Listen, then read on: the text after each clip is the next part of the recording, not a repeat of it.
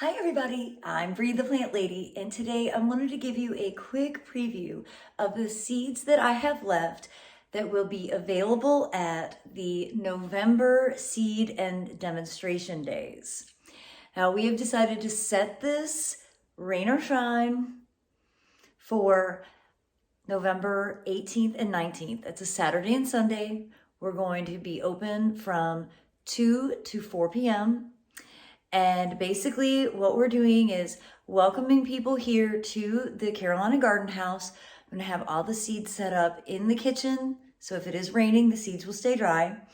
And then at 2:30, we will go out to the garden and we will do a demonstration on exactly how to sow all of the seeds so that everyone who comes will be able to have a comprehensive understanding. But I will continue to post updates regarding this, but I did want to show you, because I've just had my last seed sale, what seeds will be available for this middle of November extravaganza. Well, let's start over here with the grains. Grains are all $5 per pack. They're 1 ounce.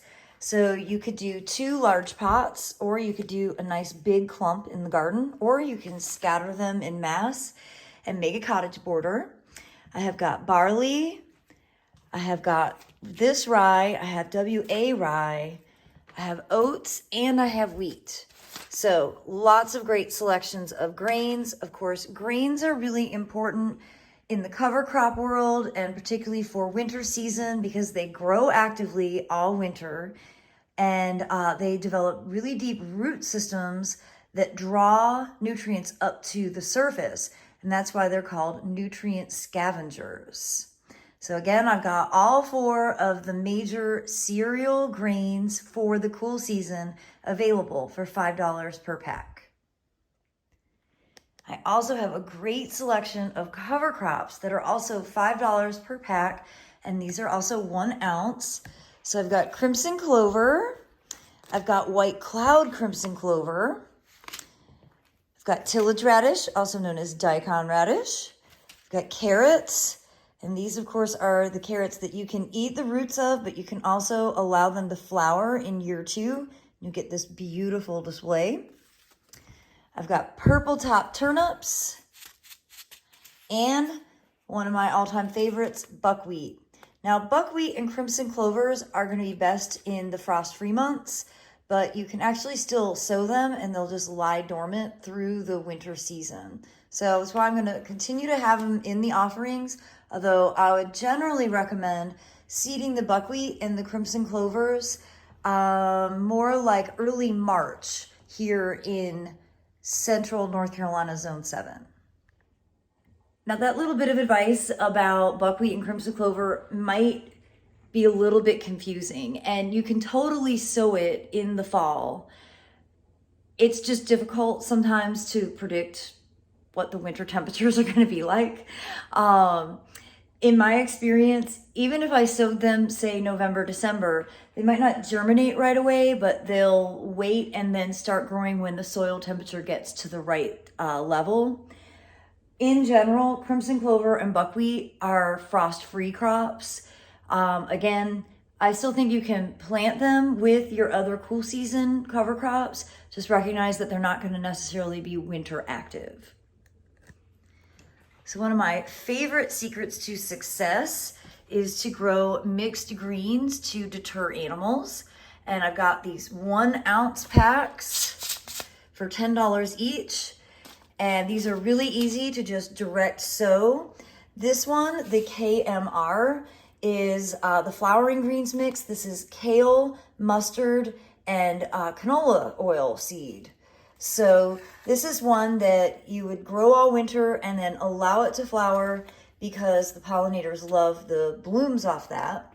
These mixed greens are curly mustard, dwarf Siberian kale, rainbow chard, and butter crunch lettuce. And of course, it's the curly mustard that really helps provide that animal deterring quality.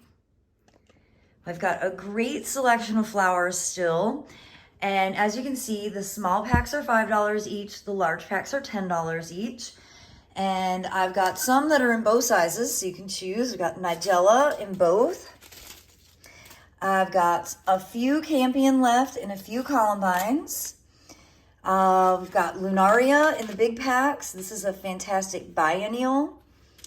Only a few Larkspur left. I can't believe I have any left, to be honest.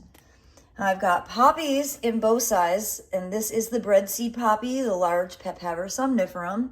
So you can see 2 size packets. I've also got corn poppies. This is the Papaver Reese.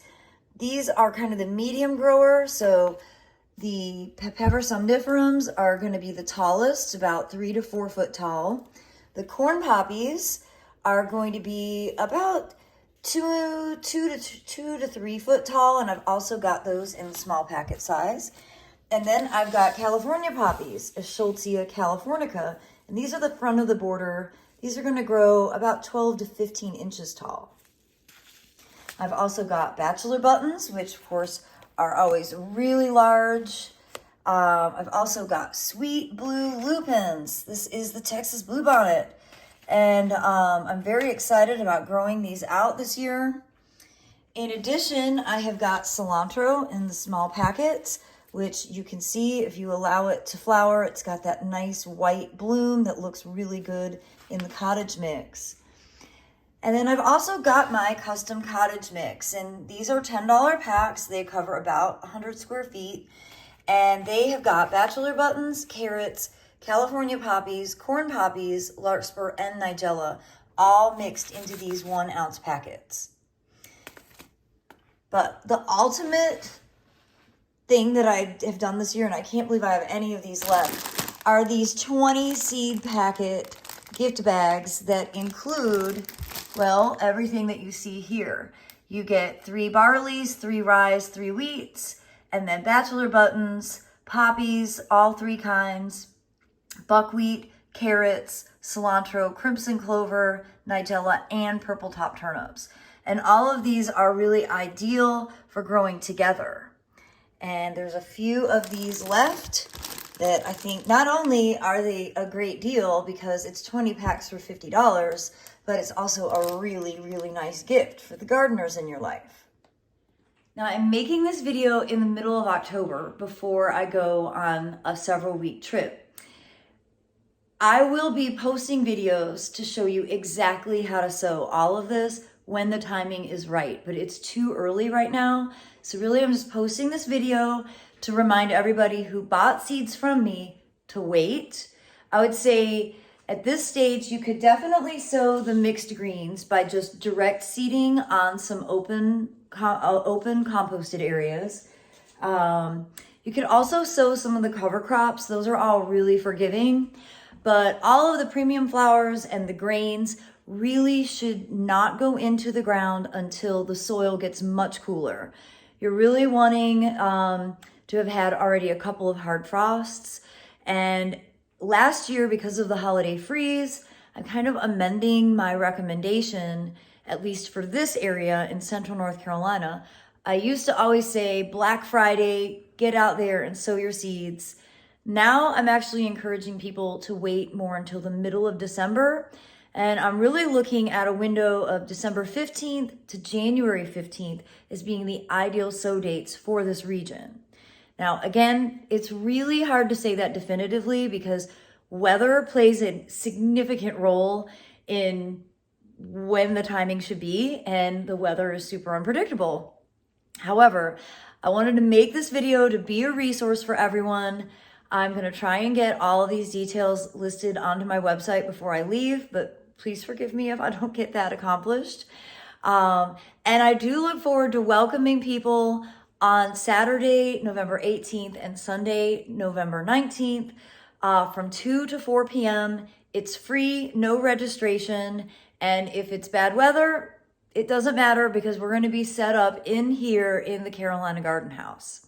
So I hope that you will be excited and available to come down for a visit, and you'll be able to pick up some seeds to make your garden super special through the winter and especially in the spring when all of these beautiful plants burst into bloom. Well, as always, everybody, thanks so much for watching. Happy gardening.